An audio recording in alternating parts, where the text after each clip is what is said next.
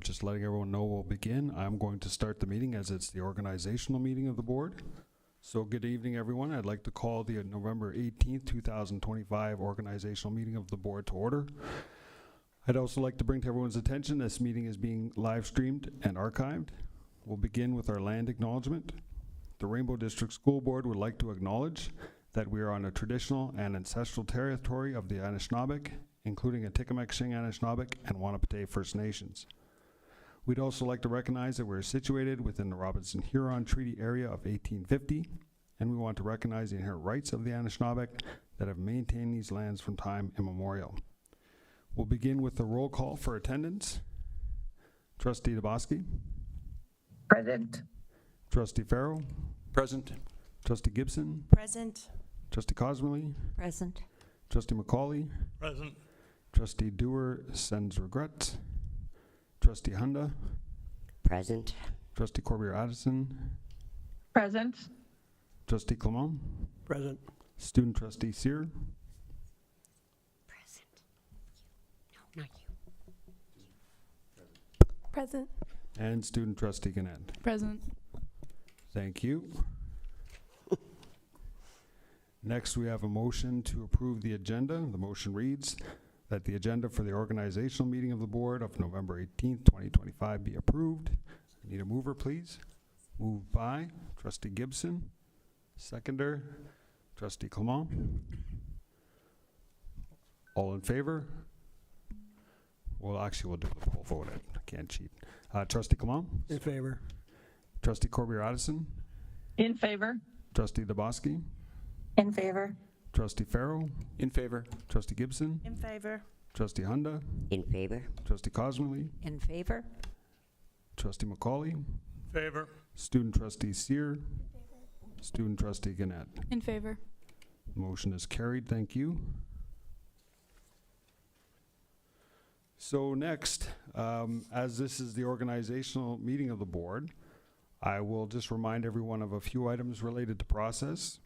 These are sections from our governance bylaws.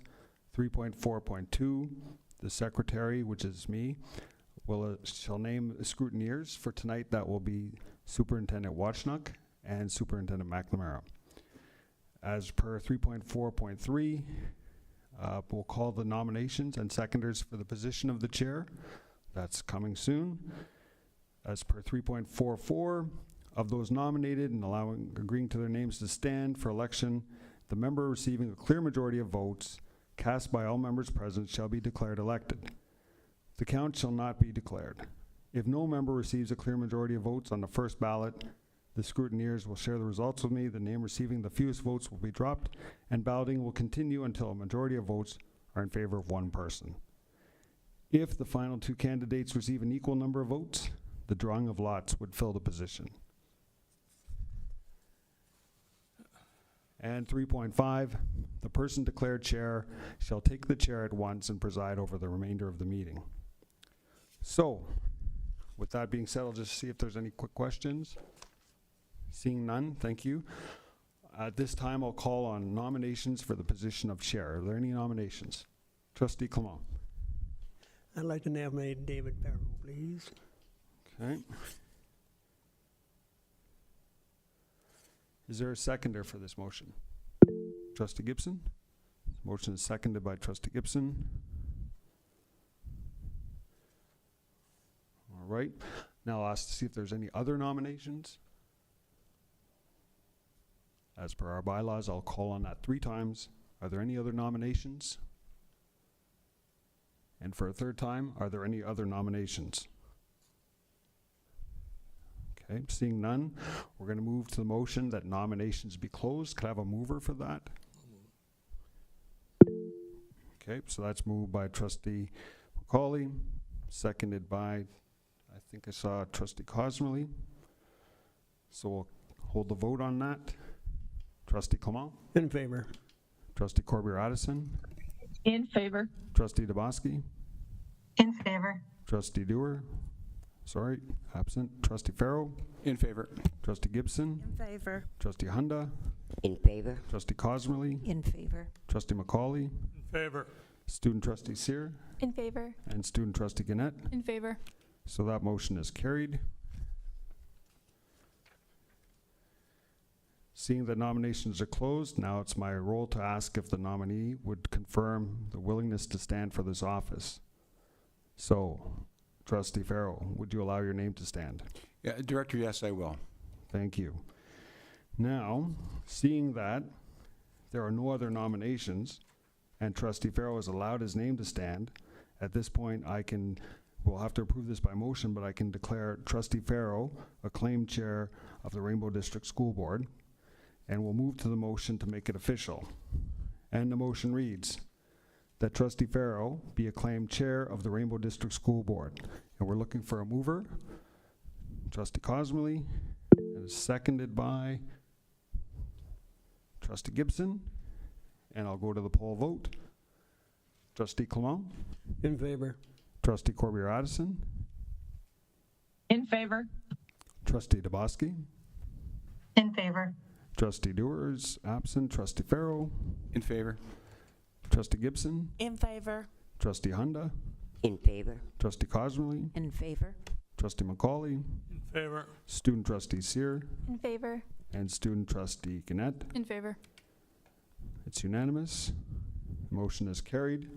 Congratulations, Chair Farrell. Is there anything you'd like to say before we turn it over to you? Well, first of all, I wanted to say thanks very much to each and every one of you, all the colleagues. I don't take this lightly. I really appreciate your support, and it's been an honor for me for the last couple of years to chair the Rainbow District School Board, and it's going to continue to be an honor as we move forward into what looks like will be a very challenging year. So once again, thank you, each and every one of you, and I hope that I can live up to the expectations.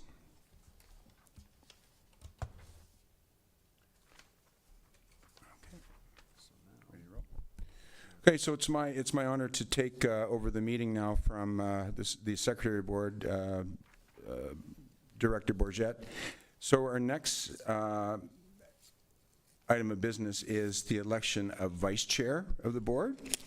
So what I will do is I will ask at this time a call for nominations for Vice Chair of the Board. Are there any nominations for Vice Chair? Trustee Hunda, go ahead, please. Yes, I'd like to nominate Trustee McCauley. We have Trustee McCauley nominated. Do we have a seconder for Trustee McCauley? Trustee Gibson. Trustee Gibson is seconding. Trustee McCauley, thank you very much. Are there any further nominations for Vice Chair of the Board? Looking online. So I'll ask that 3 more times, or I will call the nominations 3 times. Are there any further nominations? Are there any further nominations? Are there any further nominations? Seeing none, we need a motion that the nomination be closed. So I'm looking for a nominator, so we look for Trustee Cosmely, thank you, was moved by, and a seconder, please, for nomination to be closed. Trustee Clement, and we'll have a poll vote, please. Director, go ahead. Trustee Clement, In favor. Trustee Corbier-Addison, In favor. Trustee DeBoski, In favor. Trustee Farrell, In favor. Trustee Gibson, In favor. Trustee Hunda, In favor. Trustee Cosmely, In favor. Trustee McCauley, Favor. Student Trustee Sear, In favor. Student Trustee Gannett, In favor. carried unanimously. Thank you, Director. Now, seeing that the nominations are now closed, the nominee will be now asked to confirm their willingness to stand for office. So I'll ask Trustee McCauley if you're willing to stand for office, sir. I'd be proud to stand for office. Thank you very much. So at this time, make sure we know where we're at. At this time, we are going to declare, I just got to go to the right page here, sorry. So there are no further nominations, and there are no nominations. So as there are no other nominations, and Trustee McCauley has allowed his name to stand, I declare that Trustee McCauley is Vice Chair of the Rainbow District School Board. So we'll need a motion that Trustee McCauley be declared elected Vice Chair of the Rainbow District School Board. And that's moved by Trustee Hunda. We need a seconder, please. Seconded by Trustee Gibson. And we'll need a poll vote on that, Director. Trustee Clement, In favor. Trustee Corbier-Addison, In favor. Trustee DeBoski. In favor. Trustee Farrell. In favor. Trustee Gibson. In favor. Trustee Hunda. Trustee Cosmerly. In favor. Trustee McCauley. Favor. Student Trustee Seer. In favor. And Student Trustee Gannett. In favor. Motion's carried unanimously. Thank you, and congratulations, Trustee McCauley. Do you have anything you'd like to say? Well, I'm honored to take this position for a second term. It's been a pleasure for me to work with my colleagues, my trustee colleagues, and the executive branch of the board. And I hope that I can continue working closely with the chair as we have in the past. I think we've accomplished a lot, and I thank everyone who has supported me, and I hope that you're not going to be disappointed down the road.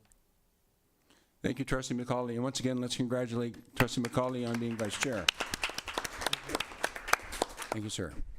So moving along with the organizational meeting, we have the next item of business is membership on the standing board committees.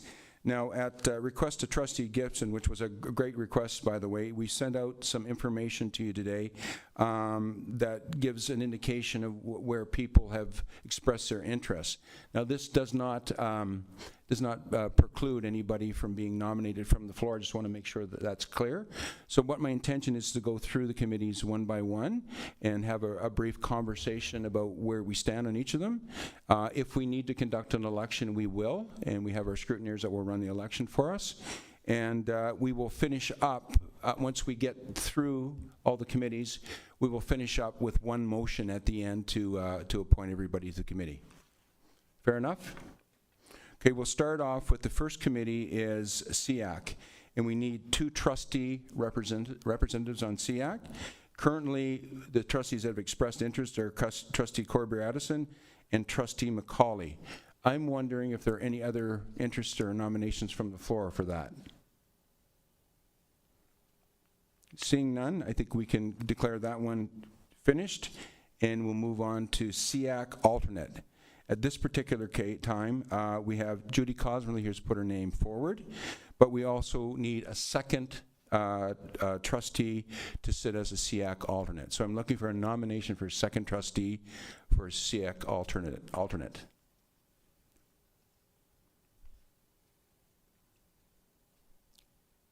Any nominations for SEAC alternate, please?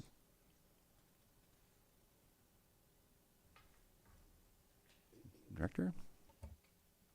Trustee Gibson, go ahead, please. Okay, Trustee Gibson has nominated herself. Do we need a seconder for that? No, that's good. Fantastic. Are there any further nominations? Okay, thank you very much.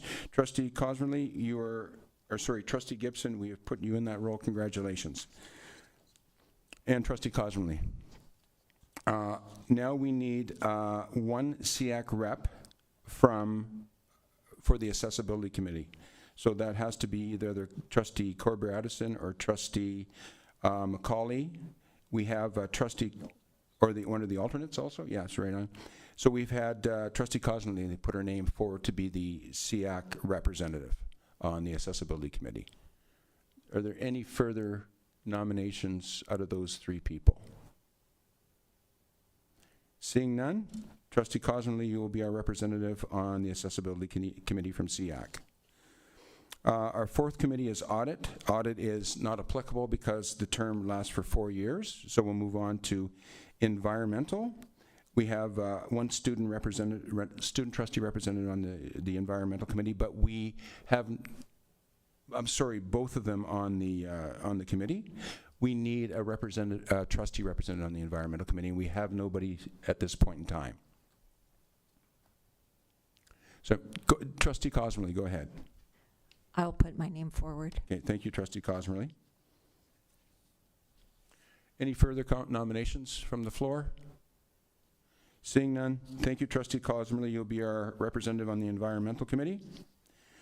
Our next committee is Equity and Inclusion, and we need 3 trustee representatives. We have 4 people have expressed interest: Trustee Clement, Trustee Gibson, Trustee Cosmerly, and Trustee McCauley. So looking to see if there's any willingness to move forward with this. Do we need to move to an election, Or would anybody like to just withdraw their name at this time? So there's no withdrawal, so I'll look to the director to conduct an election for this particular committee. So that's equity and inclusion. We have 3 people, and there are 4 people on the ballot: Trustee Clement, Trustee Gibson, Trustee Cosmerly, and Trustee McCauley. And I believe you should indicate your 3 choices. Thank you.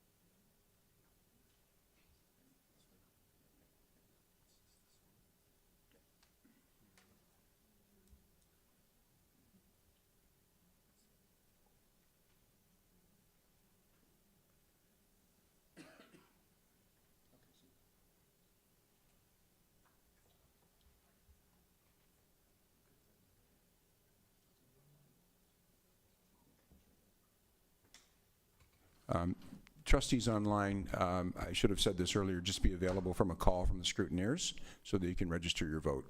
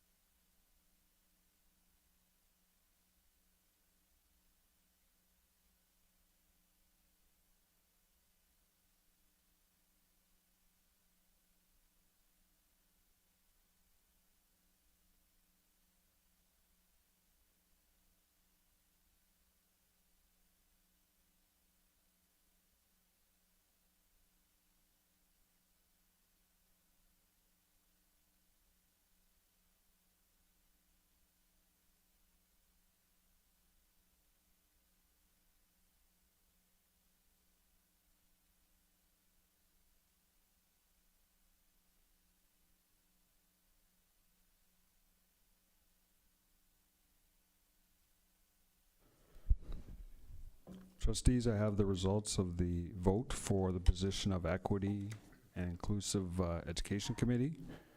The 3 trustees whose names are going forward are Trustee Clement, Trustee Cosmley, and Trustee McCauley. Thank you very much, Director. So congratulations to Trustee Clement and Trustee Cosmley and Trustee McCauley. We're now moving on to FNAC. We need 2 trustees plus the FN trustee, so that is Trustee Dubosky, so she is already appointed to the committee. We have 2 trustees who've put their name forward, Trustee Clement and Trustee Corbett-Addison. Are there any other nominations from the floor, interest from the floor for the FNAC committee? Seeing none on the floor or online, we're good with that committee. Next, we're moving on to governance, policy, and bylaw. We need 6 trustees for this committee. Currently, we have 7, including Trustee Clement, Trustee Dewar, myself, Trustee Farrow, Trustee Gibson, Trustee Hunda, Trustee Cosmerly, and Trustee McCauley. First of all, is there anyone wanting to withdraw their name at this time from that committee? Point of order? Yes.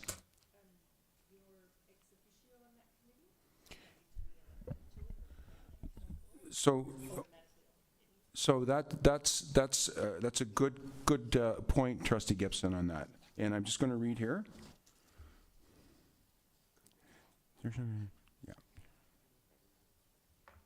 Yeah. So after reading the governance bylaw, I will withdraw my name from that committee so we don't have to have an election, because I can sit as ex officio as chair. Yeah, and that's an agreement with all trustees? Okay, okay, great. So I will withdraw my name, Director.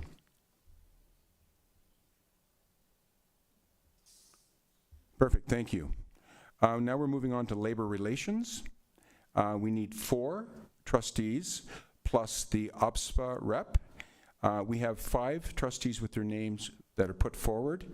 Currently, the OPSPA rep is Trustee Cosmerly, and the OPSPA will be dealt with at a different meeting, so she's our rep at this point in time. So that is an automatic, and we have 4 other representatives, including Trustee Clement, Trustee Gibson, Trustee Hunda, and Trustee McCauley. Looking for any other interest or nominations from the floor or online? Seeing none, so we're good for that one also. Moving on to PIC. We need 1 trustee, and Trustee McCauley has put his name forward for PIC. Are there any other nominations from the floor or online for PIC? Seeing none, we're good with Trustee McCauley. School year calendar. We need 2 trustees plus the student trustees. Currently, we have Trustee Gibson who's put her name forward. We need 1 more trustee to sit on the school year calendar committee. Any nominations from the floor? Trustee Hunda. I'll put my name forward. If Trustee Hunda has put her name forward. Any further? Seeing none, we are good with the school year calendar committee. And last but not least, Student Senate. Of course, we have our 2 student trustees on Student Senate, as well as we need 2 trustee representatives. We have Trustee Hunda who's put her name forward, and we need 1 other representative from trustees to serve on Student Senate. So I'm looking for somebody from the floor or online.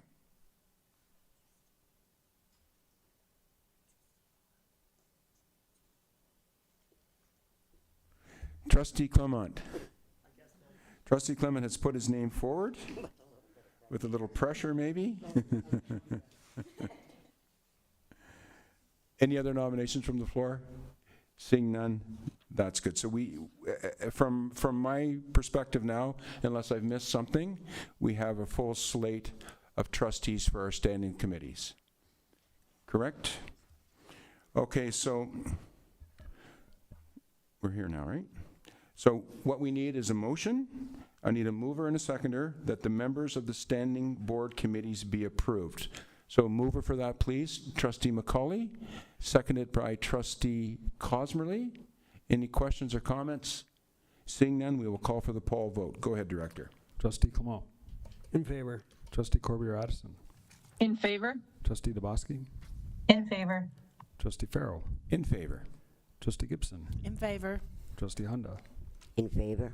Trustee Cosmally? In favor. Trustee McCauley? In favor. Student Trustee Seer? In favor. And Student Trustee Gannett. In favor. Motion's carried. Thank you, Director. Moving on to the next item on our organizational meeting. It's governance policy number GOV-05 alternates. And it says at the annual organizational meeting, 2 alternate trustees shall be chosen by the board to be used when the circumstance warrants that one or both trustees are needed in place of the chair or the vice chair to carry out their duties required underneath this policy, under this policy. So I'm looking for a nomination for the first alternate. Trustee Cosmerly. I'd like to nominate Trustee Hunda, please. Thank you. Need a seconder? Yeah, seconder, please. I'll second that. Seconded by Trustee McCauley. Thank you. Thank you. Any other nominations for first alternate? Looking online? So I'll ask 3 times. Are there any other further nominations? Any further nominations? Are there any further nominations? Seeing none, we'll need a mover that nominations be closed. Moved by Trustee Cosmerly and seconded by... I need a seconder? Seconded by Trustee Gibson. Thank you, Trustee Gibson. And we'll have a vote to close nominations. Trustee Clement? In favor. Trustee Corbier-Addison? In favor. Trustee DeBoski? In favor? In Oh, sorry. favor. Trustee Farrell? In favor. Sorry, Trustee DeBoski. Trustee Gibson? In favor. Trustee Hunda? In favor? Trustee Cosmerly? In favor. Trustee McCauley? In favor. Student Trustee Seer? In favor. Student Trustee Gannett. In favor. Motion's carried. Thank you, Director. A turn to Trustee Hunda. Do you accept the nomination, Trustee Hunda? Very humbly, yes, and thank you all for your faith. Thanks very much. So seeing that there are no other nominations, I declare that Trustee Hunda is the first alternate for the chair, vice chair position. Thank you, Trustee Hunda. Need to vote on that? Yes, sir. We also need a vote on that. So all those in favor, please indicate with the director. We need a mover. Oh, we need a mover. Moved by Trustee Clement, seconded by Trustee Cosmerly. And now we'll call for the roll call. Trustee Clement? In favor. Trustee Corbier-Addison? In favor. Trustee DeBoski? Favor. Trustee Farrell? In favor. Trustee Gibson? In favor. Trustee Hunda? In favor? Trustee Cosmerly? In favor. Trustee McCauley? In favor. Student Trustee Seer? In favor. And Student Trustee Gannett. In favor. Motion's carried. Thank you, Director. And once again, congratulations, Trustee Hunda. Now we need to move on to the second alternate. So we're looking for nominations from the floor for the second alternate position. Trustee Hunda. Yes, I'd like to nominate Trustee Clement. Thank you. We have a seconder for that, please. Trustee Cosmerly. Thank you. See if, yeah, it's the same process. Are there any further nominations for this position? Online, I'm looking. Any further nominations? So I'll ask 3 times. Any further nominations? Are there any further nominations? Are there any further nominations? Seeing none, we need a mover and a seconder to close nominations. Yes. Moved by Trustee Gibson and seconded by Trustee Cosmerly. And we will now go to the poll vote. Go ahead, Director. Trustee Clement? In favor. Trustee Corbier-Addison? In favor. Trustee DeBoski? In favor. Trustee Farrell? In favor. Trustee Gibson? In favor. Trustee Hunda? In favor? Trustee Cosmerly? In favor. Trustee McCauley? In favor. Student Trustee Seer? In favor. And Student Trustee Gannett. In favor. The motion's carried. Thank you, Director. And now I turn to Trustee Clement. Do you accept the nomination? I do, and the best of health to you all. Thank you, Trustee Clement. So we'll need so with that in mind, we'll declare that Trustee Clement will be the second alternate to the board, and we'll need to have a mover and a seconder to pass the motion. So moved by Trustee Cosmerly and seconded by Trustee Hunda, and we'll ask for the poll vote. Director, go ahead. Trustee Clement. In favor. Trustee Corbier-Addison.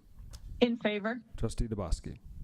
In favor? Trustee Farrell. In favor. Trustee Gibson. In favor. Trustee Hunda. In favor. Trustee Cosmerly. In favor. Trustee McCauley. In favor. Student Trustee Seer. In favor. Student Trustee Gannett. In favor. The motion is carried. Thank you, and congratulations, Trustee Clement.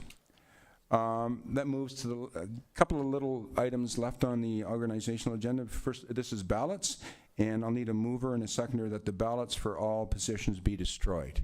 So moved by Trustee Gibson, seconded by Trustee Hunda. Any questions or comments? We'll ask for a vote on that. Director, go ahead. Trustee Clement. In favor. Trustee Corbier-Addison. In favor? Trustee DeBoski. In favor? Trustee Farrell. In favor. Trustee Gibson. In favor. Trustee Hunda. In favor. Trustee Cosmerly. In favor. Trustee McCauley. In favor. Student Trustee Seer. In favor. Student Trustee Gannett. In favor. The motion's carried. Thank you, Director. And the final aspect is a motion that we now adjourn the organizational meeting at 5:33 p.m. I'll need a mover for that. Moved by Trustee Hunda, and I declare that the meeting, organizational meeting is now closed. We'll be back with the regular meeting in about 5 minutes. Thank you.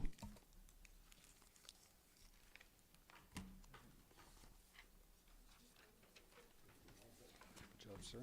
Congratulations.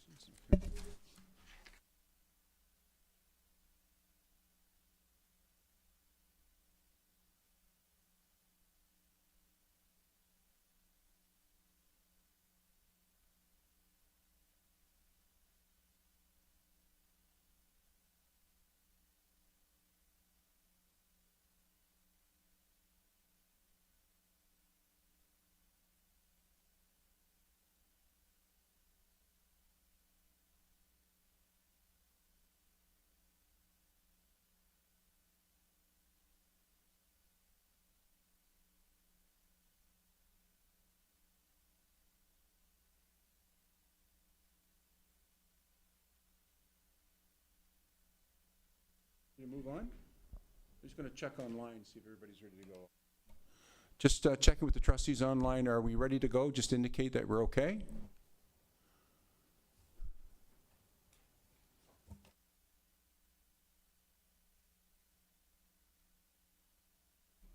Maybe.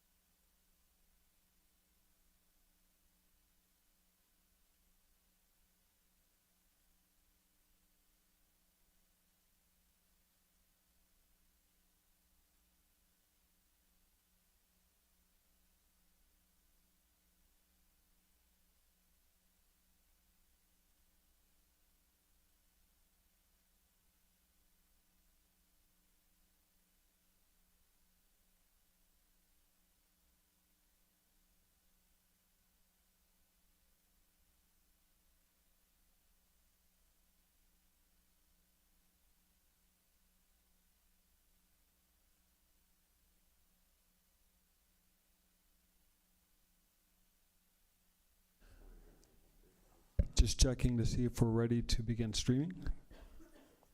Okay, we'll just wait for Mr. Jones' signal that we're live. Chair Farrell, we are live and we're ready to begin. Hey, good evening once again, everyone, and welcome to the regular board meeting for Tuesday, November 18th. So thank you very much for rejoining us again. We'll start the meeting tonight with a roll call. So Director Bourget, if you can just do a roll call, please. Trustee DeBoski. Present? Trustee Farrell. Present. Trustee Gibson. Present. Trustee Cosmilly, Present. Trustee McCauley, Present. Trustee Dewar, Trustee Hunda, Present. Trustee Corbier Addison, Present. Trustee Clement, Present. Student Trustee Sear, Present. Student Trustee Gannett. Present. Thank you, Director. And I'll just make a quick comment that Student Trustee Gannett will likely be leaving us around 6:30 today. She has a very important activity that she has to participate in. Her girls flag football team at LaSalle won the board championship, and they're doing their banquet tonight. So, sorry, the city championship, not the board championship, the city championship. And she's asked me if she could be excused for the last part of the meeting, and I said, absolutely. So we just wanted to send her congratulations, and just when it's time to go, get up and leave. That's great. Right on. Awesome. Congratulations. and Absolute good time. congratulations. Yeah, right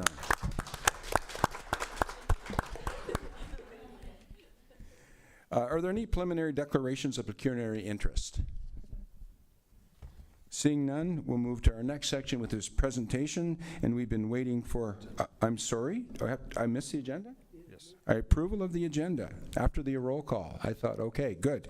Approval of the agenda. First of all, we needed a motion to approve, a mover and a seconder, that the agenda for the regular board meeting for November 18, 2025 be approved. So that's moved by Trustee Clement and seconded by Trustee McCauley.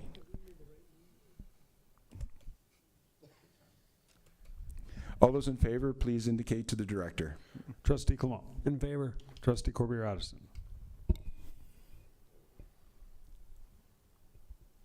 Trustee DeBoski. In favor. Sorry. No worries, thank you. Trustee DeBoski, In favor. Trustee Farrell, In favor. Trustee Gibson, In favor. Trustee Hunda, In favor. Trustee Cosmilly, In favor. Trustee McCauley, In favor. Student Trustee Sear, In favor. and Student Trustee Gannett. In favor. Motion is carried. Thank you. Now that we're in the correct order, I'll ask once again, are there any declarations of preliminary declarations of pecuniary interest?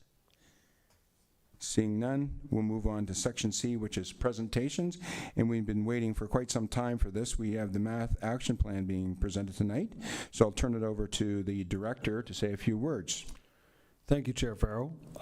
You'll hear tonight from our outstanding math action plan team, and certainly they've been working very, very hard, and they're ready to share all the information that we have at our disposal at this time. I will say that we are still awaiting ministry results for EQAO results for grade 3, grade 6, grade 9, and grade 10. So as we await that, the math action plan that comes before you has everything that we have available. And I will also add that the ministry is also aware that some parts that are in their holdings at this point are not complete in the action plan, and they're fully aware of that, and they understand that. So just to answer any questions before they may be asked, we're fully in compliance, and tonight's presentation will be as fulsome as we're permitted to do under the information we've received to date. So with that, I'll say our team is working extremely hard, and so are our administrators, on our math action plan, and we look forward to continuing to see good things coming from the team. And with that, I'll turn it over to Superintendent Cozier. Thank you, Director, and thank you, Chair. Good evening. We welcome the opportunity to share with you this evening the Rainbow District School Board's Math Achievement Action Plan for 2025-2026. The plan addresses the 3 priority areas for math instruction and outlines specific strategies at the system, school, and classroom levels. Joining me for this presentation is Principal of Program Kate McKenzie. At the end of the presentation, there will be an opportunity for any questions. In April 2023, the Ministry of Education announced the launch of a provincial math achievement plan, which began in September of that year. As we enter the 3rd year of our Math Achievement Action Plan, we're very pleased to share key information with you. The plan outlines our strategic approach to advancing student achievement in mathematics. One important requirement is that the plan be shared with the Board of Trustees, making tonight's presentation a timely update. We'll start the evening by activating our math thinking. Following that, we'll highlight how we are supporting schools with data collection and analysis to inform system-wide planning and implementation.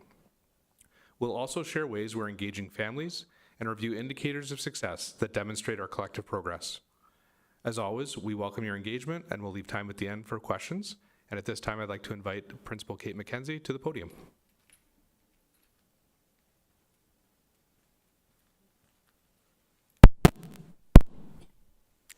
Thank you, Superintendent Kozar. Good evening. We are going to begin by activating our math thinking with a mental math problem that asks us to use mental math strategies to add 18 plus 2 plus 13. How could you solve this? I will give you some think time.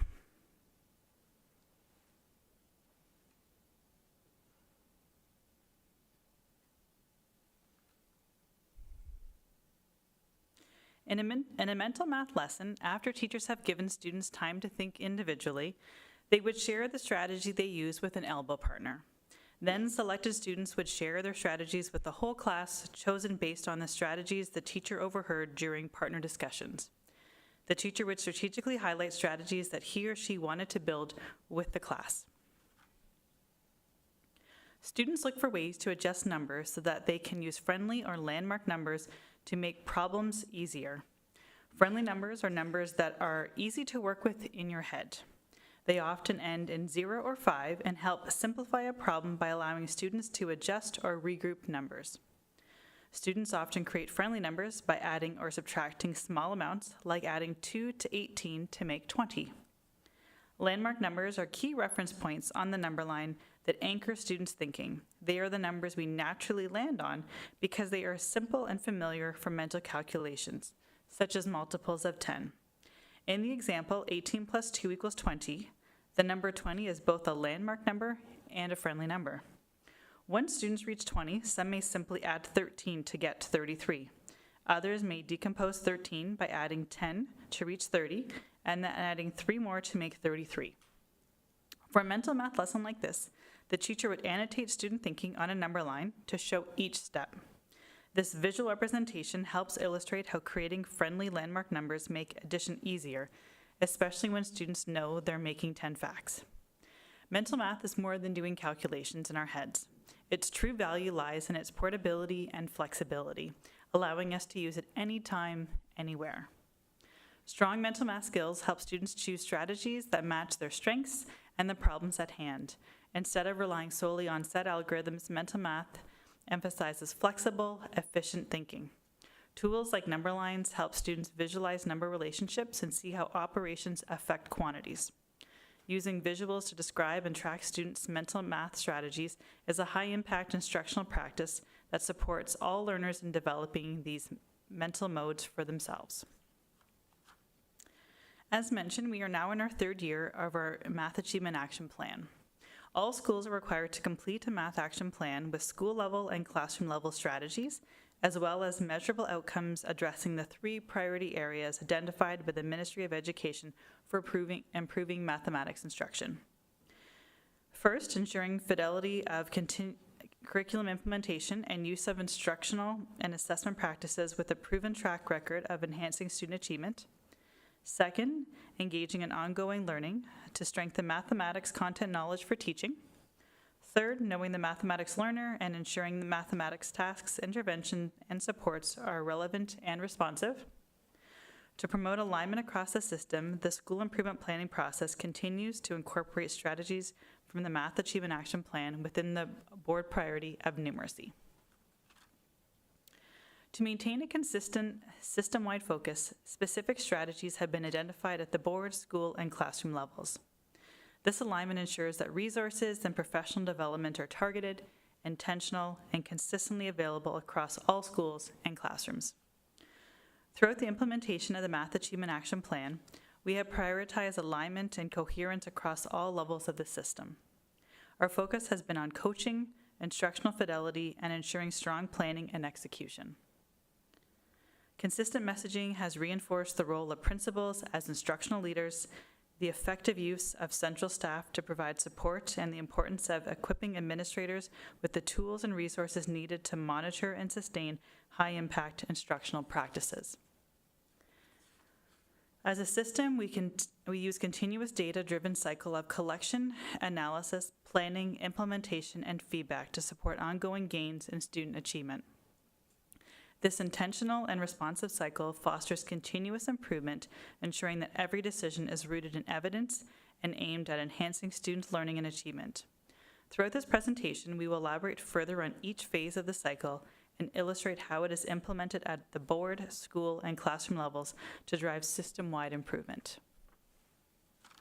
The Math Achievement Action Plan reporting tool is hosted securely online and allows the ministry to review our plans for math achievement and pre- and post-data collection. A number of data sources are being used for local planning and monitoring purposes, including student achievement data. Attendance rates and information about students' perceptions of math are also considered.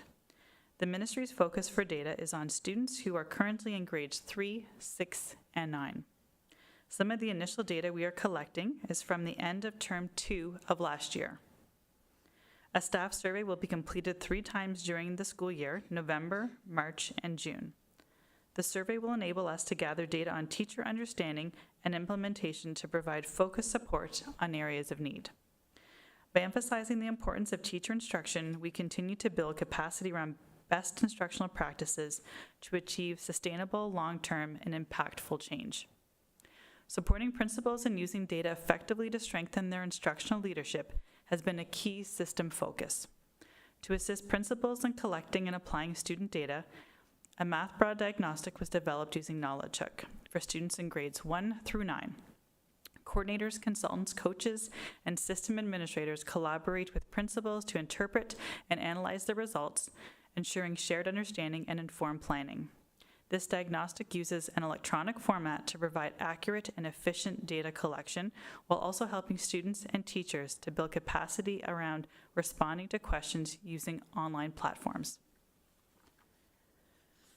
Digging deeper into the broad diagnostic data reveals that students would benefit most from focused instruction on concepts related to fractions and algebra. With this in mind, we want to ensure that our assessment and instructional practices focus on building a strong understanding of fractions, decimals, and algebraic thinking and reasoning. In addition to strengthening specific content areas, the data also highlights the need to focus on rich, challenging questions that require students to select and apply mathematical skills and concepts in a variety of contexts. While we maintain a focus on basic mathematics skills like counting, subtraction, and multiplication, students also need meaningful opportunities to apply their mathematical thinking. By first developing and practicing the foundational skills necessary for success, and then challenging students to use those skills to solve real and engaging problems, we will help them build both conceptual understanding and problem-solving ability. This balance between skill development and application provides students with the strongest pathway to success in mathematics. Recognizing that student confidence plays a crucial role in mathematical achievement, we remain committed to building both student confidence and interest in mathematics. Through engaging real-world tasks, teachers help students see the relevance and value of math in their everyday lives. Through modeling and coaching of resilience and perseverance, teachers also work to help students build their stamina and see that they can do hard things. After reviewing both current and historical data, we have identified a series of targeted actions within each priority to strengthen mathematics teaching and learning across the system. Our focus begins with ensuring high-quality instruction by providing teachers with access to the most effective, research-based resources and instructional practices available. We are committed to building staff capacity as math educators through ongoing, professional learning that deepens both mathematical content knowledge and instructional expertise. This includes opportunities such as PA days, staff meetings, and math demonstration classroom visits, all designed to model and support effective math instruction. In addition, we continue to support administrators and teachers in using data better to understand their students' learning needs, identifying areas of strength and growth, and plan for instruction that is responsive and targeted. By embedding data-driven decision-making into daily practice and aligning professional learning with system goals, we ensure that every educator has the knowledge, tools, and support needed to deliver high-quality mathematics instruction that leads to measurable gains in student achievement. As part of our Math Achievement Action Plan, we are committed to ensuring high-quality instruction for all learners by developing clear, actionable items, defining indicators of success, and fostering meaningful family engagement. This comprehensive approach is designed to strengthen instructional consistency, deepen educator capacity, and support equitable outcomes for students across the system. To achieve these goals, we are providing teachers with high-quality resources that support consistent and effective mathematics instruction across all schools. Central to this work are the RDSB scope and sequence for grades 1 to 6 and spiraling documents for grades 7 to 9, which provide structured guidance to ensure coherent and developmentally appropriate learning progressions. These tools help teachers align instruction to key mathematical concepts and foster a connected understanding of mathematics across grade levels. We are also focused on strengthening effective strategies for intervention and small group support to meet the needs of our identified learners. Working in collaboration with our special education department, we are providing ongoing professional learning that supports educators with instructional approaches to close learning gaps and promote growth. This includes targeted support for students who require additional scaffolding, differentiated instruction, and opportunities to engage in small group learning designed to build both confidence and conceptual understanding in mathematics. During the summer, our elementary numeracy summer writing project team worked to revise and enhance the RDSB scope and sequence. We're excited to share that version 3.0 includes several important updates that will continue to support educators and promote consistent, high-quality math instruction across grades 1 to 6. One of the biggest changes this year is the addition of new shared problem-solving lesson plans for every grade, available in both English and French. These lessons are designed to strengthen students' mathematical reasoning, communication, and collaboration through rich, open-ended tasks that encourage discussion and exploration. This updated resource also supports educators in deepening their understanding of the high-impact instructional practices of teaching about problem solving. The goal is to help students approach mathematical problems, including complex or thinking problems, with greater confidence, curiosity, and perseverance. During the summer, our secondary numeracy summer writing project team worked to create a grade 9 EQAO preparation guide. This is an evolving resource that will continue to be modified throughout the year to ensure a consistent tool for EQAO preparation. It was created to improve student learning and achievement on all evaluations, including the EQAO assessment of grade 9 mathematics.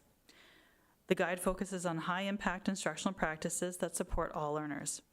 It also emphasizes the use of amplified classrooms, which allows educators to pace lessons, demonstrate the use of tools, discuss strategies, collect student responses to inform instruction, and provide feedback. Our secondary numeracy team has worked diligently to create a set of grade 9 anchor charts that were developed last year to support both teacher and students. These anchor charts will be displayed in all grade 9 math classrooms this year to provide a consistent reference and support tool across the system. The goal is to ensure alignment in how key concepts are introduced and reinforced, creating a common language and approach to teaching math. The collection includes 28 anchor charts covering topics from real number systems to linear relations, offering students clear visual supports to strengthen understanding and assist with EQAO preparation. These resources not only promote consistency, but also reinforce essential mathematical concepts that build confidence and success for all grade 9 learners. This year, we are continuing with 5 demonstration math classrooms across our board. We have 4 elementary demonstration classrooms at Churchill, Princess Anne, CVDCS, and Little Current. Each demonstration classroom is led by an in-school math coach, with support from the math consultant and the principal of program. In these classrooms, our coaches work directly with students while modeling best practices in teaching mathematics and supporting teachers from grades 1 to 6.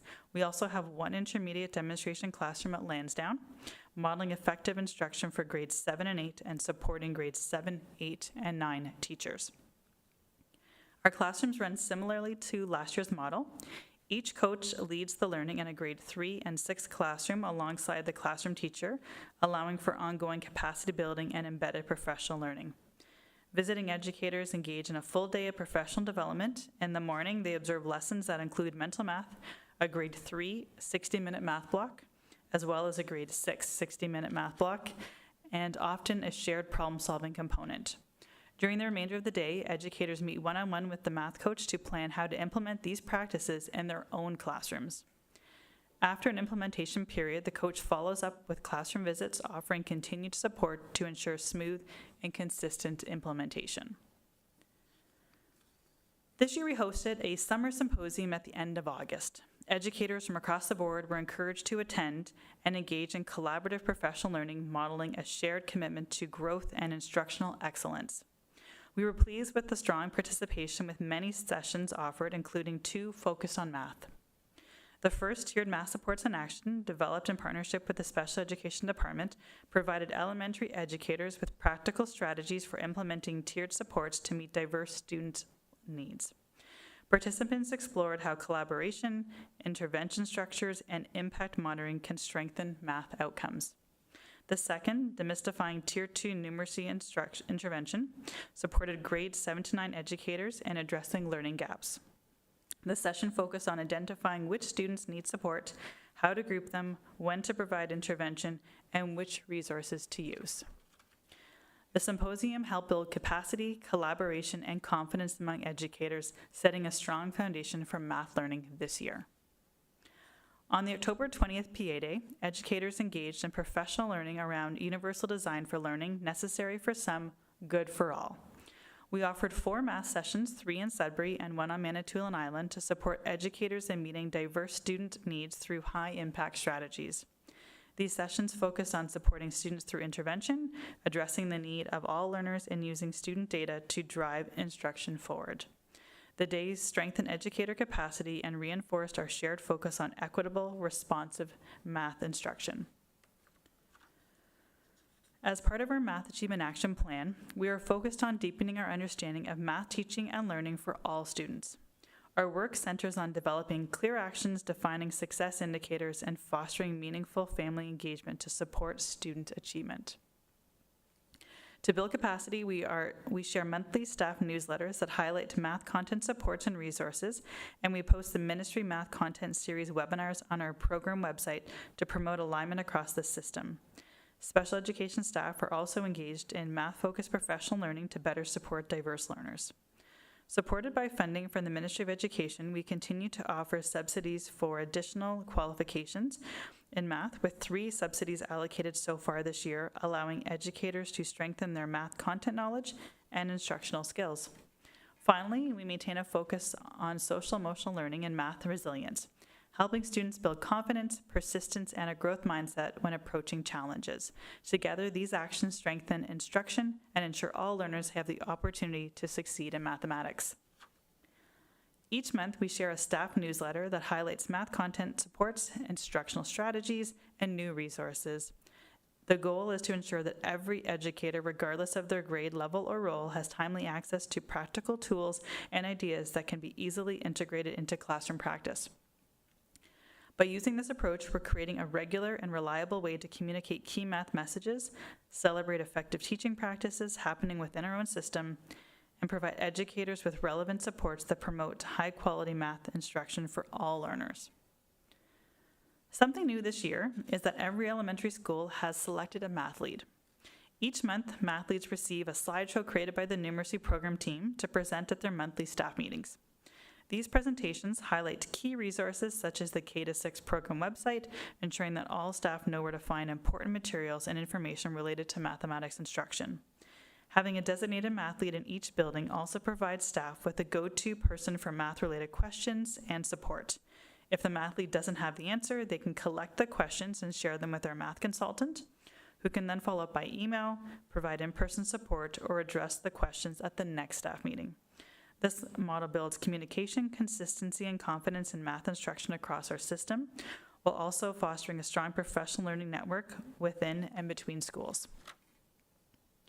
As I mentioned earlier, central program staff are working closely with the Special Education Department to help staff better assist students who need additional support in math. At the Fall Special Education Resource Teachers Meeting, we shared a condensed version of our summer symposium presentation, Tiered Math Supports in Action. We took a deeper look at Tier 3 supports, since our special education resource teachers are working most closely with students who need additional gap-closing interventions. To make sure our CERTs feel confident in providing these supports, we're offering math-focused professional learning opportunities, giving them tools and strategies to better meet the needs of our diverse learners. As part of our Math Achievement Action Plan, we continue to focus on using data for responsive teaching. Our goal remains centered on developing clear actions, defining success indicators, and fostering meaningful family engagement to support student achievement in mathematics. To support this work, several key actions are underway. We are using data folders to make it easier for educators to access and interpret key information. There are regular meetings between system and school administrators to review data, discuss trends, and plan responsive next steps. We are also gathering diagnostic data 3 times per year in grades 3, 6, and 9 to monitor growth and identify areas for targeted support. Schools are encouraged to review their own achievement data regularly to inform instruction and intervention planning. In addition, we are providing common math tasks that can be used across schools to help ensure consistency in assessment and support meaningful discussions around student learning. By taking this coordinated approach, we're ensuring that data is not just collected, but actively used to inform instruction, strengthen decision-making, and improve outcomes for all students. We're using data folders to help educators easily access and interpret key information. One key tool is our Knowledge Check Broad Diagnostic, administered 3 times a year in grades 3, 6, and 9 to monitor growth and identify areas for targeted math support. By using Knowledge Check, we can track student achievement and growth throughout the year and see the percentage of students in priority classrooms meeting standards. Central staff, including coaches and administrators, support schools to regularly review their own achievement data to guide instruction and plan interventions. School administrators are able to use their diagnostic data to inform school improvement plans, identify trends, use resource and consider supports based on specific student needs. Using the available resource documents, administrators and teachers can work together to plan instructional strategies and interventions that respond to the specific needs of their students. This cohesive and collaborative approach allows schools to use data effectively and impactfully to maximize student learning and achievement. Gathering data on educator content knowledge and instructional practice continues to be an important focus. In October, educators from kindergarten to grade 9 who teach mathematics were surveyed about their use of the high-yield instructional strategies and key resources that support effective math instruction. This data, collected from ministry reporting, will also be shared with principals through their data folders to help guide school improvement planning and identify professional learning priorities for the coming year. As next steps, we will continue to focus professional learning on strengthening problem-solving instruction and small group teaching. Building educator confidence and capacity in these areas will help students apply their mathematical thinking more independently and allow teachers to provide more targeted, responsive support. As part of our Math Achievement Action Plan, students are completing a brief survey 3 times this year, in November, February, and June, to help us better understand their experiences and attitudes towards learning math. One of the areas we have been focusing on is students' perception of their own math ability. When reviewing last year's data, we began exploring the possible connection between how much students like math and whether they believe they are good at math. The growth we saw in this area last year was especially encouraging. In grade 3, there was a 24% increase in students who reported that they feel they are good at math, and in grade 6, the increase was nearly 30%. What is even more promising is that this year's grade 3 and 6 students are starting at the same confidence levels where last year's cohort ended. This suggests that the positive shift in students' perception of their math ability has become school-wide and sustainable. To continue this important work, principals will receive their own school-level data in their data folders to analyze more deeply. This will help school teams identify trends, celebrate growth, and plan next steps that continue to build student confidence and engagement in math. This year, we are continuing to develop common math tasks to help us reflect on best practices and adjust instruction to ensure we're meeting students where they are and supporting their growth. When designing these tasks, the math team intentionally considers high-yield instructional strategies such as learning goals and success criteria, along with the categories of the achievement chart, including knowledge understanding, thinking, application, and communication.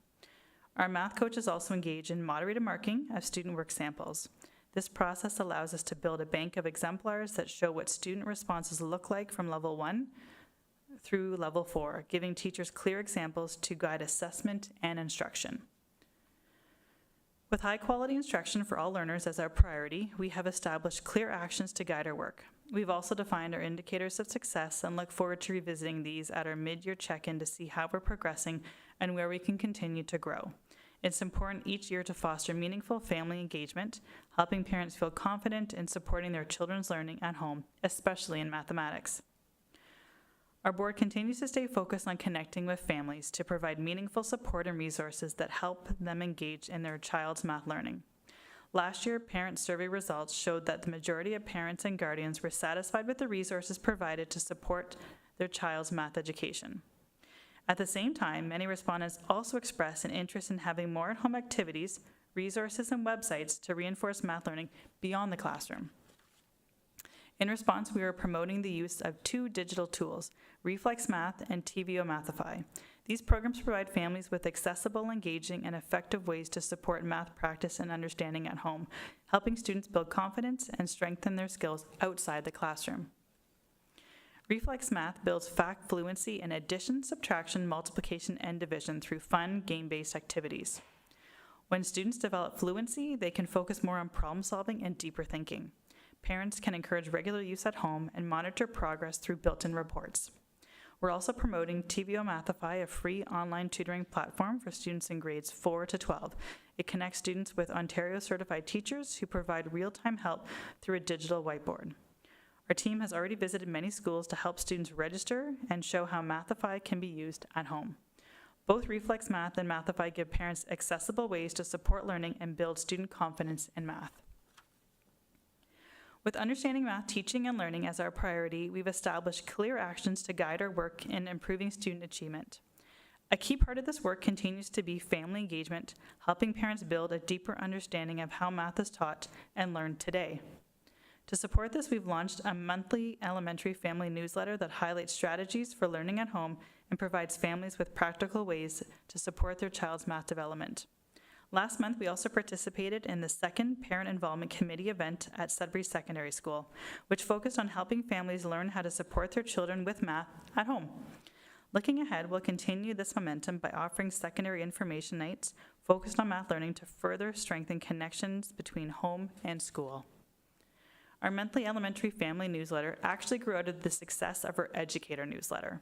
When the educator version was first released, the feedback from schools was very positive. Educators found the strategies, examples, and classroom-ready resources extremely useful in supporting math instruction. Many school teams reached out to ask if they could share parts of the educator newsletter with parents to help them better understand how math is being taught in classrooms today. That feedback led us to create a family version, a monthly newsletter designed specifically for parents and guardians. This family newsletter mirrors the educator one, but focuses on home connections, providing simple, practical strategies families can use to support their child's math learning at home. It highlights approaches and activities that align with classroom instruction, helping parents feel more confident and equipped to reinforce learning. Ultimately, the goal is to build a shared understanding of math teaching and learning between educators and families, ensuring consistent support for students both at school and at home. Last month on October 14th, members of our team participated in the Parent Involvement Committee Parent Engagement Evenings held at Sudbury Secondary School, Little Current Public School, and A.B. Ellis Public School. Over 350 families throughout the board came together to learn how to support their children in math, language, and mental health. Our math team led activities to show parents how they could support their children in learning math at home. After trying the activities, families received the resources to continue the fun at home. This year, several family math sessions were offered to help parents and students experience math learning in fun, meaningful ways. One of our most popular sessions was All About Math, geared towards families with children ages 4 to 10. Families had the opportunity to try fun dice and card games that focus on counting, addition, subtraction, and early multiplication. By modeling these activities, parents could see how simple math games can build strong number sense and make learning enjoyable. Another session, EQAO 101, a conversation for parents, focused on helping families understand how they can support their children and preparing for the EQAO mathematics assessments in grades 3, 6, and 9. We also offered a session on Mathify, which introduced families of students in grades 4 to 12 to the free online math tutoring platform supported by the Ministry of Education. Finally, Math is Everywhere was a session designed for students in grades 7 to 10 and their families.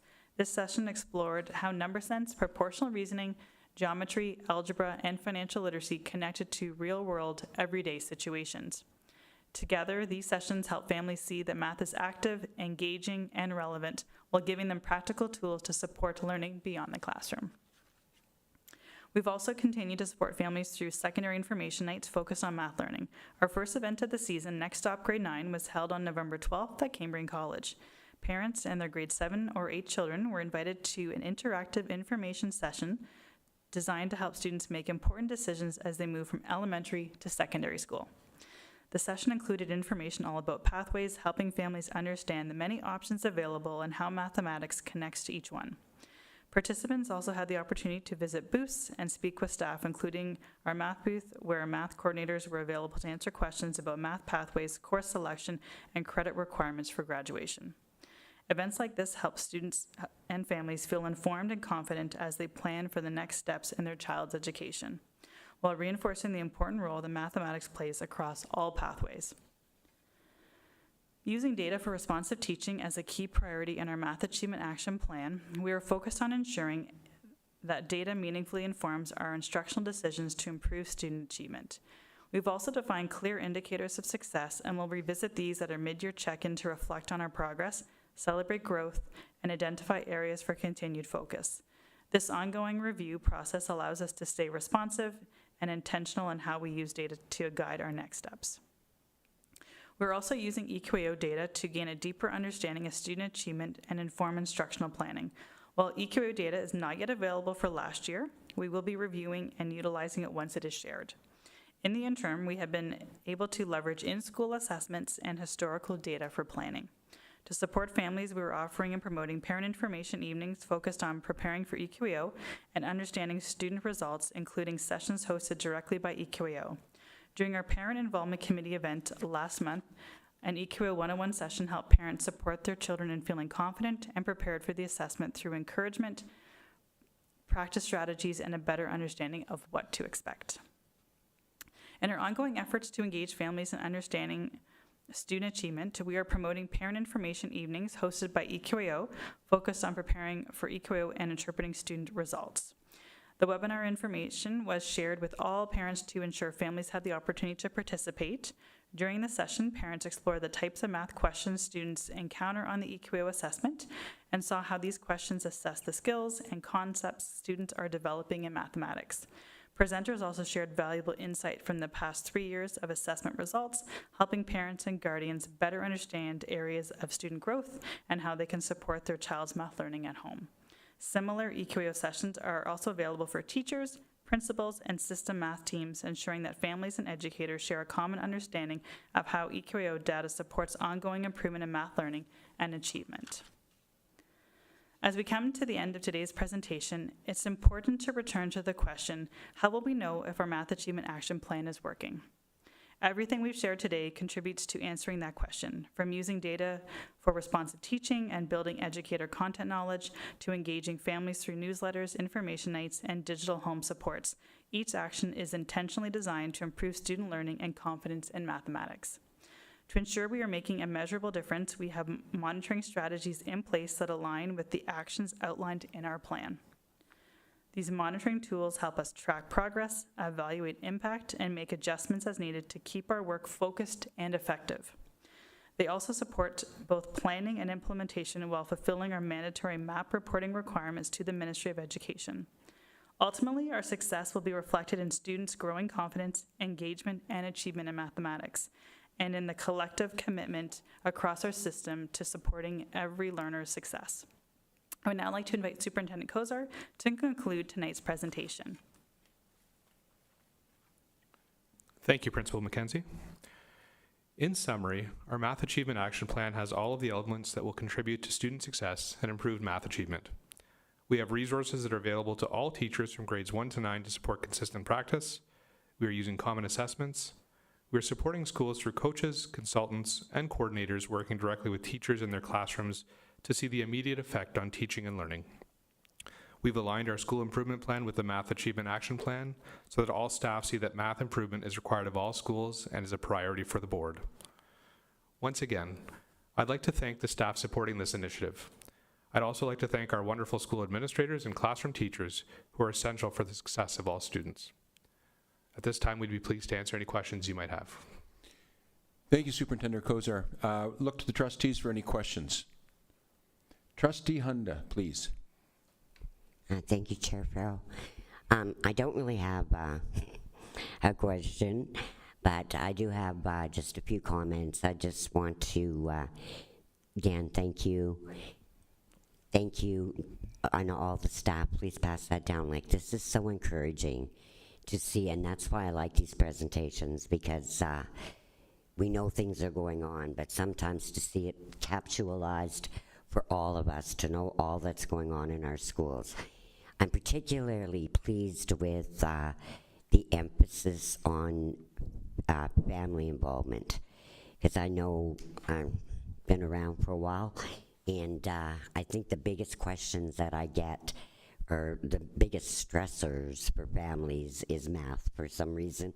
I think I share a little bit of that myself, and being old, all these new methods, new language and different ways of solving things, which is really good for us adults because we get to continually grow.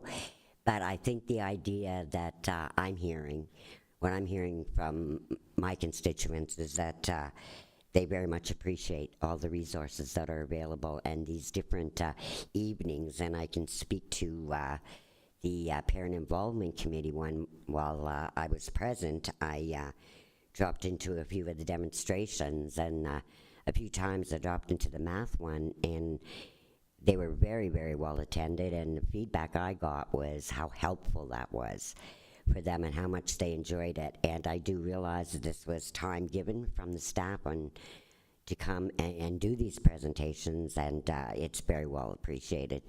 As always, we look forward to see results. I think it's a little disappointing we don't have the EQA results yet, but I know that you'll keep us up to date once we get them. But again, I want to, this is a team, it's an incredibly large team, and I think it shows that we take this very seriously, and we're in it for the long run to help our students achieve, and I want to thank you all for all that you do. Thank you, Trustee Hunda. Any further questions? Trustee Cosmerly. Thank you. Just a question. First of all, that was very thorough and gave us a very good idea of what's going on in terms of developing math skills in our students. You started the presentation by saying that this is the third year of a 3-year plan. What next, do you know?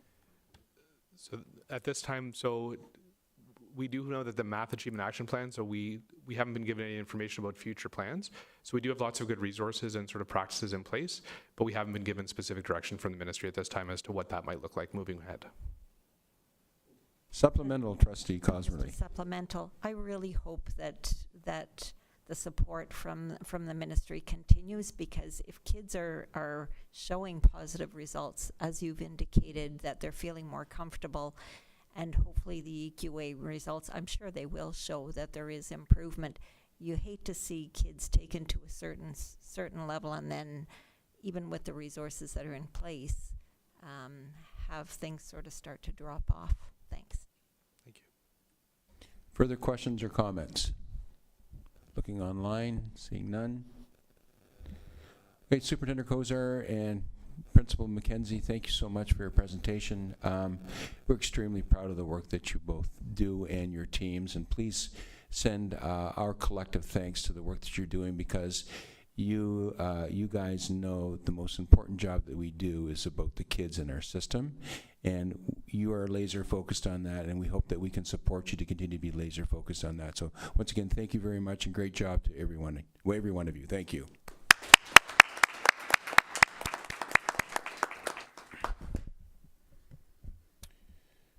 Okay, trustees, moving on with our agenda. Our next section is report from closed meetings of the board. There's no reports for tonight. Move on to old business. We have a set of minutes that needs to be approved, so we'll need a mover and a seconder that the minutes of the regular board meeting held on Tuesday, October 21st, 2025 be approved. That's moved by Trustee Dubosky, Trustee DeBoski, did you have a question or anything, or? No, I'm moving the minutes. Okay, thank you very much. And seconded by Trustee Hunda. Any errors or omissions or questions about the minutes? Trustee Gibson, go ahead, please. Thank you. I just wanted to move an amendment regarding A, approval of agenda in the minutes. So Okay. at the moment, it reads that the agenda for the regular board meeting be approved as amended, but we didn't actually amend the agenda. Agenda the amendment, yeah. So my suggestion would be that we just change it to that the agenda for the regular board meeting of October 21st be approved. You could add an explanatory note if you wanted to, that at the start of the meeting, the chair confirmed that the board would proceed with the original agenda as circulated. Trustees were advised to disregard item F4, letter to the minister, which appeared on a subsequently revised agenda that had been issued in error. So I can give you a copy of that if you want. Okay, thank you. If you would provide that to the secretary of the board. And your suggestions are spot on, Trustee Gibson, and we will make those changes. Thank you.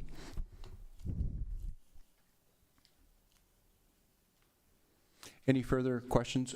Trustee Cosme, go ahead, please. Sorry, just something small, and I brought this to Cindy's attention, that under the OPSPA director remarks, it said that the next Board of Directors meeting will be held virtually on November 3rd. It's actually November 23rd. Okay, thank you, Trustee Cosme. And we'll make those changes also to the minutes because we want to be as accurate as possible in their minutes. Thank you. Any further? So, taking in what you just said, the 2 points that we had discussed, and we'll fix those minutes. But can we move on to the roll call, or sorry, the vote? And yeah, no problem. Okay, Director, go ahead, please. Trustee Clement. In favor. Trustee Corbier-Addison. In favor. Trustee DeBoski. In favor. Trustee Farrell. In favor. Trustee Gibson. In favor. Trustee Hunda. In favor? Trustee Cosmely. In favor? Trustee McCauley. Favor. Student Trustee Seer. Student Trustee Gannett. In favor. Motion's carried. Thank you very much, Director. Reports and recommendations from boards committees. We have none tonight. We'll move on to new business. We have the Public Education Symposium for 2025. This is the time that we'd see if there are any trustees that would indicate that they would be willing to or wanting to attend the PES conference in, I believe it's January 23rd and 24th, 2026. Anybody interested in attending? So I have Trustee Cosmerly, Trustee Gibson, Trustee Clement, Trustee Hunda. Looking online, anything further? Trustee DeBoski or Trustee Corbier-Addison? Okay, thank you very much. So the motion will read as follows: that the board approve the attendance of the following trustees: Trustee Cosmerly, Trustee Gibson, Trustee Clement, and Trustee Hunda at the 2026 Public Education Symposium in Toronto, January 23rd and 24th, 2026. So we'll need a mover for that motion and a seconder, please. Moved by Trustee Corbier-Addison online. And Sorry, a second. just a comment. Oh, okay, Can I get added to that list? Sorry. Yes, okay, Trustee, Trustee Corbier-Addison, that's what I was looking to you, so we will add you to that Sorry. list. Okay, so once again, I will read the motion: that the board approve the attendance of the following trustees: Trustee Cosmerly, Trustee Clement, Trustee Gibson, Trustee Hunda, and Trustee Corbier-Addison at the 2026 Public Education Symposium in Toronto, January 23rd and 24th, 2026. So we'll need a mover for that. Trustee Hunda, and seconded by Trustee DeBoski. Further discussion? Seeing none, we'll call for the vote. Go ahead, Director. Trustee Clement. In favor. Trustee Corbier-Addison. In favor. Trustee DeBoski. In favor. Trustee Farrell. In favor? Trustee Gibson. In favor. Trustee Hunda. In favor? Trustee Cosmerly. In favor? Trustee McCauley. In favor. Student Trustee Seer. And Student Trustee Gannett. In favor. Motion's carried. Thank you, Director. Notice of absence. Trustee Corbier, Addison, and Trustee DeBoski made the request to the Chair, and it was approved to participate electronically in tonight's meeting, and the request meets the criteria outlined in bylaw number 14. Also, Trustee Dewar sends her regrets this evening. Moving on to new business Director's remarks, and Director, you have the floor. Thank you, Chair Farrow. I just want to take a moment to thank our dedicated math team under the leadership of Superintendent Kosher. As you can see, we continue to provide incredible guidance and support for continued growth in math, thanks to Superintendent Kosher, Principal McKenzie, the program team, our school administrators, and educators in all of our schools. I'd also like to thank our parents and guardians for supporting their child's learning with math at home. When the school and the home work together, schools flourish and students thrive. Speaking of working together for student success, our program team recently hosted 2 student and parent-guardian engagement events that drew enthusiastic crowds. A Pathways Planning Evening for secondary students held here at the Center for Education with guest speaker Dr. John Gallagher, and Next Stop Grade 9 at Cambrian College. Both events had great presentations and informative booths on a variety of topics. Next Stop Grade 9 was also live-streamed to Manitoulin Secondary School. We heard over 50 participants join Superintendent Kosher, who made himself present there to make sure everything went well and to be present for parents. The Pathways event will be presented at Manitoulin Secondary School on March 3rd, 2026. I'd also like to thank our program team and school administrators for participating in these wonderful events as we continue to provide hands-on opportunities to engage parents and guardians in their child's education. Both events were very well done, very well attended, and certainly a tribute to the hard work and dedication of our staff and the support and diligence of our parents and guardians. I have a quick enrollment update. We had projected a total of 14,388 students for the start of the school year. At this point, after the October 31st count date, we have 14,438 students in Rainbow Schools. We have met our predicted enrollment, and in future meetings, I will provide more detail in future meetings. Also, noteworthy, we signed a letter of understanding, a memorandum of understanding with Nuswakamok on November 5th. We created this document to strengthen our educational opportunities for Indigenous students within our city, ensuring all students have equitable pathways to completing their secondary school diploma, connecting students with post-secondary education, apprenticeships, or the workplace, and providing supports for our students to ensure success for all. We're proud of our long-standing partnership with Swakamok, and this memorandum of understanding reaffirms our shared commitment to our learners. Kids Caring for Kids, you've heard this before, but we have to highlight the Lockerbie Composite Schools Kids Caring for Kids Cancer Drive was another tremendous success. A total of $42,700 was raised for Health Sciences North Foundation and Pediatric Cancer Care in the North in memory of Laura Catesta. I want to congratulate Lockerbie on that. And to date, we are well over $1 million raised by Lockerbie Composite School for this endeavor. Our Terry Fox runs. Students and staff participated in the Terry Fox campaign again this fall. I've received letters from the Terry Fox Foundation in spring that informed us that schools in Rainbow District School Board showed great strength in numbers and leadership by raising over $50,000 last year. Certainly a remarkable achievement. Of special note, A.B. Ellis Public School has held the most runs to date, 42 in all, and has raised over $432,000 over that time. What a tribute to the staff, students, and the Espanola community. We did hear tonight a little bit from our Think Trades trailer. It was officially launched at a media event on November 6th at Alexander Public School.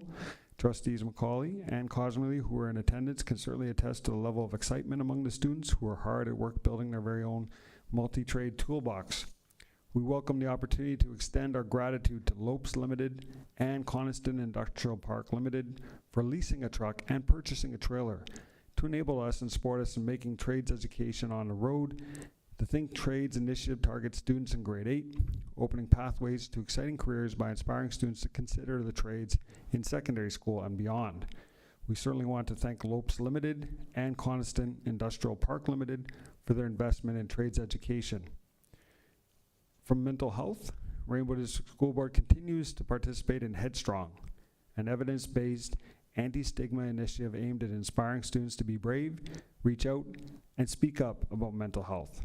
The full-day conference brought together more than 100 secondary school students from 4 school boards, led by the Mental Health Commission of Canada. Headstrong educates youth from ages 14 to 18. Through Headstrong, students are inspired to become leaders of change for their respective school communities. It features activities that promote hope and resiliency. Students also hear from keynote speakers who have lived with and recovered from mental illness. Trustees, I'd like to conclude my comments this evening by sharing my sincere gratitude to all of you, the Board of Trustees, for your leadership, your support of our staff, our students, and our families. Your daily efforts are not unnoticed and greatly appreciated, and we want to thank you for all you do. As we move on from our organizational meeting tonight, we look forward to working with you in your various roles on our committees this year. Our work together is making a difference for our students and staff. We greatly appreciate your leadership, professionalism, teamwork, and support very much. Thank you, Chair Farrell. Thank you, Director. Any questions for our Director on his report this evening? Sina, I just wanted to make a comment to the Director and to the system as a whole. You know, the spirit of giving within Rainbow Schools is absolutely so strong. It's a culture that has been there for a number of years, as long as I can remember. And this is something that is outside the curriculum, but it's a really important life skill. So we teach our kids that our community is very important, and giving back to the community and service to the community is extremely important. So I don't think that should be lost on all of us. The fact that we have raised literally hundreds of thousands of dollars over the years to support really good causes in our community is very special. And I just wanted to say my heartfelt congratulations to everybody who puts the time in to do that work, because it is above and beyond what is necessary in the day-to-day work. So thank you for that, Director. Our next item on the agenda is the OPSPA Director. So Trustee Cosmerly, for your report, please. I'm still a director for now. As the government continues to make changes that impact the role of trustees, OPSPA staff are working hard to advocate on our behalf in the media, through partnerships, and behind the scenes. Because OPSPA is also impacted by the government's changes, the organization is taking a number of steps to position itself for the future, one of them being a change in its board structure. I'm attending an online Board of Directors meeting this coming Sunday, at which time we will review changes OPSPA hopes to make to its general bylaw.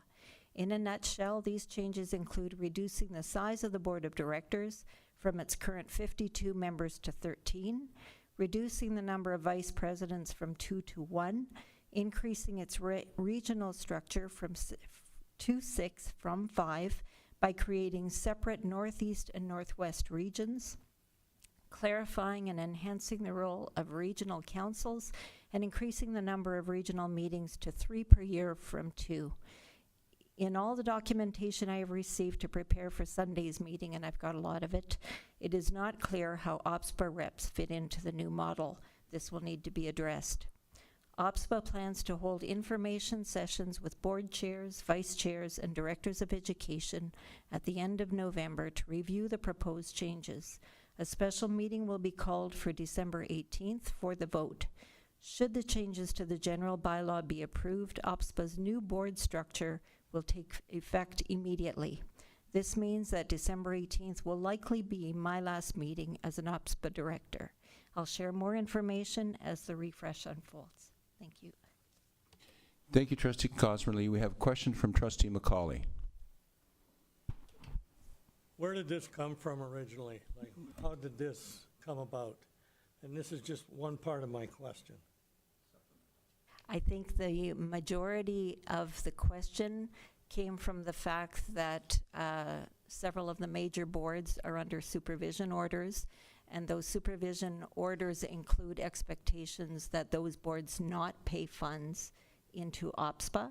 That's left OPSPA in a deficit position for this year and moving forward. So they're making a number of changes in order to manage going forward. As you may know, next year is collective agreement year. OPSPA is one of the parties at the table. So we have to see how all of that is going to unfold. But they had to look at cutting costs, and basically what they said to us was the largest expense is paying for board of director meetings. They figure that they pay about $52,000 every time they have a board of directors meeting. Well, having heard all that, we have paid and paid diligently all along to be a part of this. You are an elected representative representing us. Now, all of a sudden, if we lose you, then we've lost representation. Directly. Indirectly, these boards that are under some kind of ministerial oversight or whatever, that they can't participate, I feel for them, but that should not impact those of us who diligently follow along and do our job. We have a number of people here that have said that they're going to go down to this meeting in December. For what purpose? That's the big question. For what purpose? And I have a lot of reservations around that. I have a lot of reservations around OPSPA and where we go with them. And all of a sudden now they want to clean house. It's almost like a very reactionary step as opposed to something that's been built on any kind of strategic going forward. And I know that you will carry those things forward, but to me, if you want to make these kind of dramatic changes, you should have a strategy in place that has a vision at the end of it. And I don't see a vision here. I just see, you know, a stopgap measure, and I don't really know that it is. Thank you, and thank you, Chair. Thank you, Trustee McCauley, for your comments and your questions. Any further comments or questions online or here? I just have one point of clarification to question Trustee Cosmerly. On December 18th, you will be voting as our director. It's only you that has the vote. It's not all trustees, correct? Yeah, that's correct. Okay, and I'm sure that you will bring us more information after the meeting, and we can have some discussions about where we go. Yes. Okay, thank you very much, Trustee Cosmerly, for that very thorough report. Well, now, sorry, I think Trustee Hunda has a further comment. She caught my eye just before I moved on.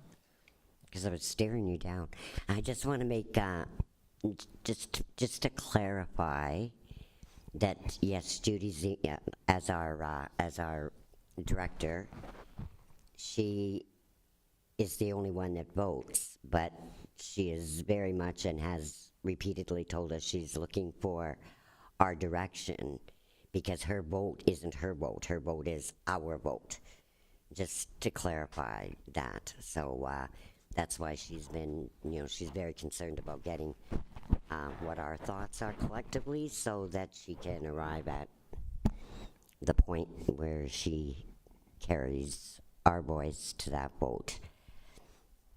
And I think I will just leave it there, because I could go on forever, but I do share a lot of concerns, which Judy and I've had many discussions, and I think I have with a number of you. So, Yeah, for sure. Thank you, Trustee Hunda. Okay, are we good to move on? Super.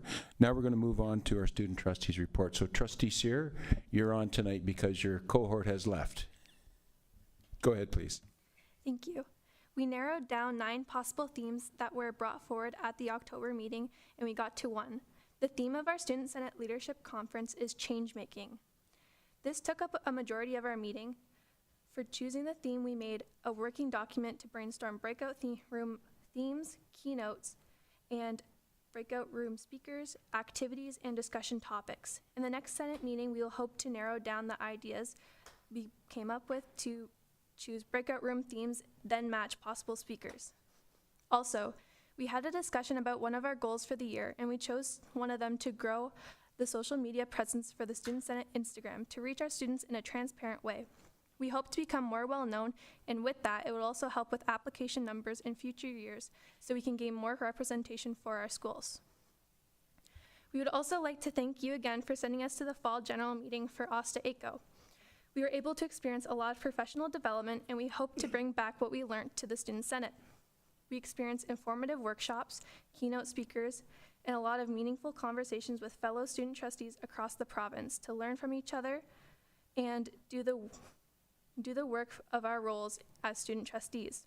We also got to be part of reviewing possible new curriculum and handbooks that will be for parents on supporting their children and educators on the topics of sexual education, sexual violence, harm, and inequalities in school.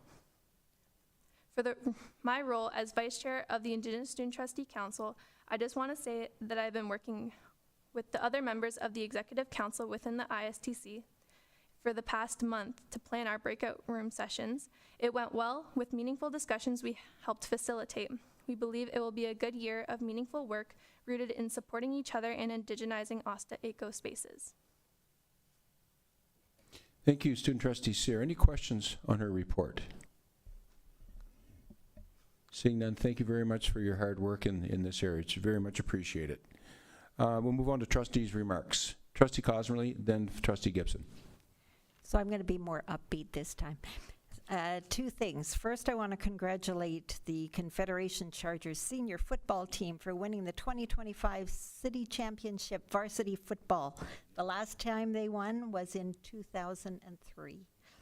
And second, I want to again give congratulations to Confederation Secondary School, this time for once again hosting a very successful craft show this past weekend. Just under 3,000 people attended this two-day event. Oh, I'm going out here. And that money will be used to support student activities, including the purchase of baseball and weight room equipment, sound and lights for the school's drama program, and outdoor red prospector tents for winter camping. I especially want to thank Jesse Brooks and Stephanie Crowder for their ongoing commitment to this very special event, and they're already planning for next year. And I want to thank as well the very many student volunteers that took an active role in making the craft fair the success that it was. Thank you.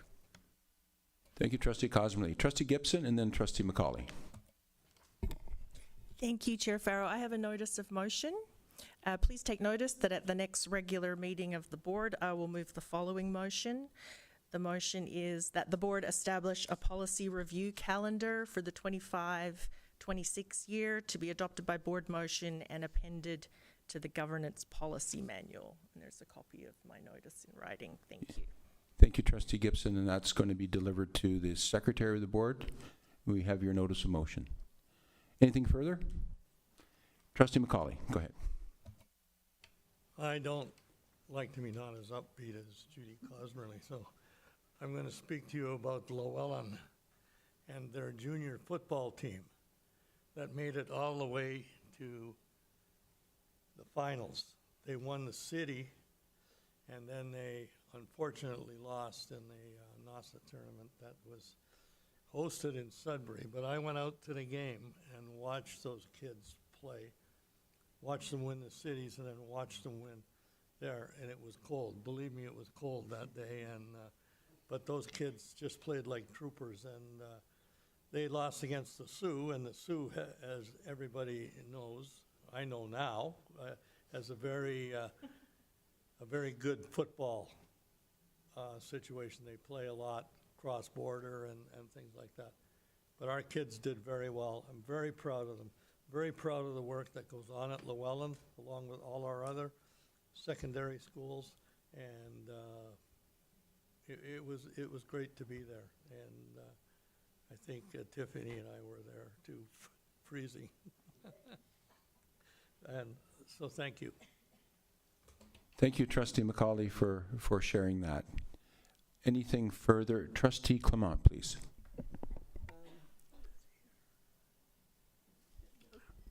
First for the downer. I've just been informed that Bill 33 is going to final vote today.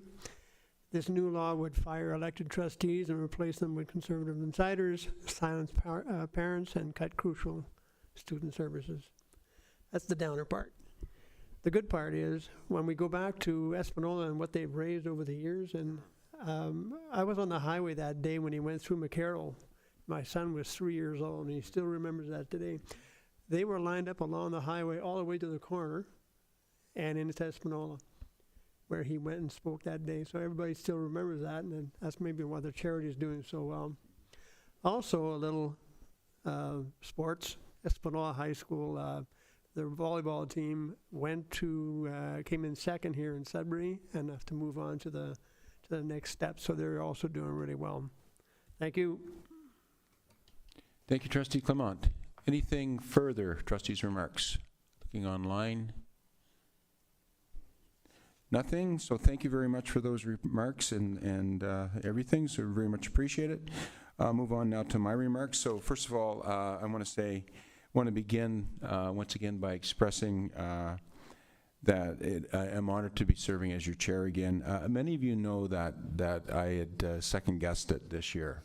But the political situation in the province is very difficult right now, and I think that we've done great work as a group of trustees over the last few years, and I think we just need to keep moving forward and working the way that we are, and keeping in mind always that our number one goal is student success, and anything that we do should always be with that in mind.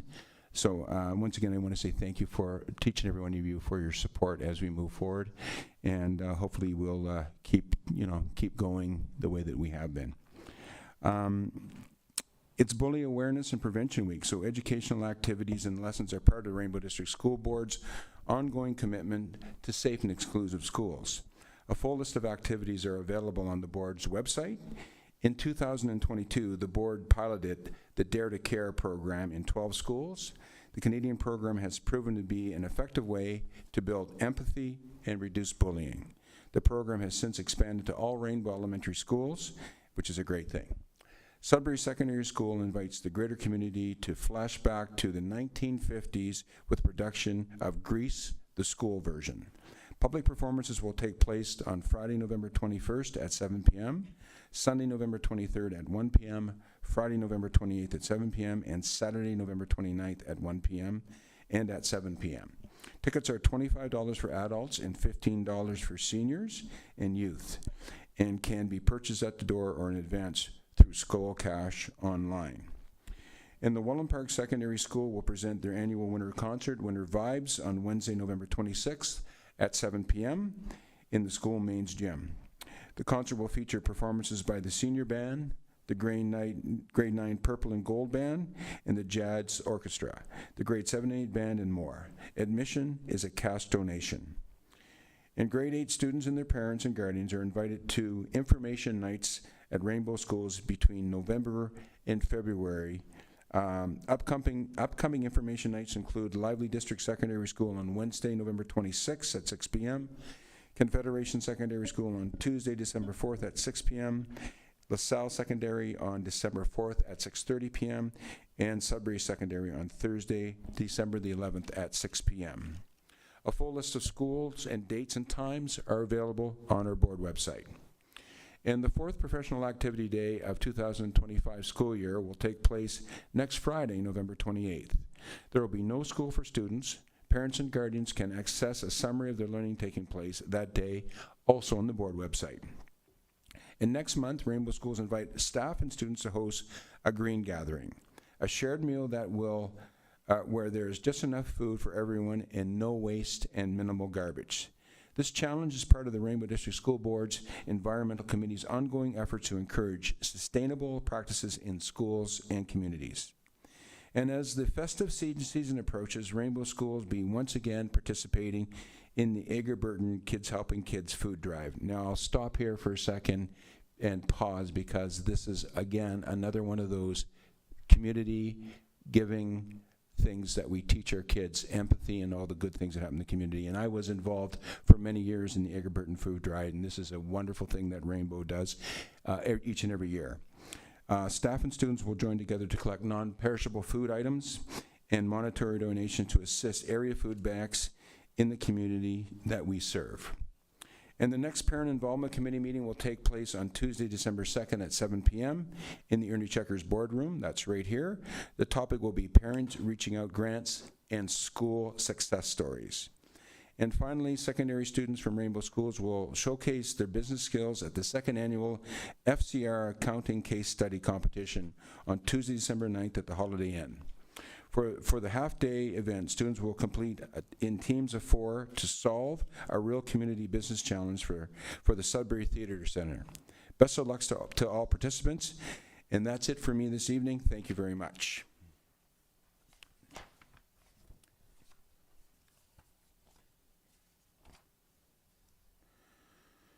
So we're almost there. Information and proposals is section G. The reports from officials and staff. The Special Education Advisory Committee official minutes are attached from September 10th.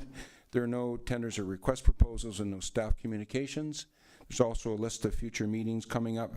FNAC will meet on November the 20th at 10 a.m. The Accessibility Committee, November 24th at 10 a.m. Audit Committee meets December 1st at 3 p.m. Student Senate meeting, December 1st at 5:30 p.m. And PIC Committee on December the 2nd at 7 p.m. And our next board meeting will be December 9th, 2025 at 5 p.m. And Trustee Hunda, no, there's no strategic planning committee to the new year. Thank you very much. So that's it for tonight's meeting. Without anything else on the agenda, we'll entertain a motion to adjourn this meeting at 6:53 p.m. So can I have a mover for that, please? Moved by Trustee Conserly, and we are now adjourned. Thank you very much, everybody, and have a great rest of your evening.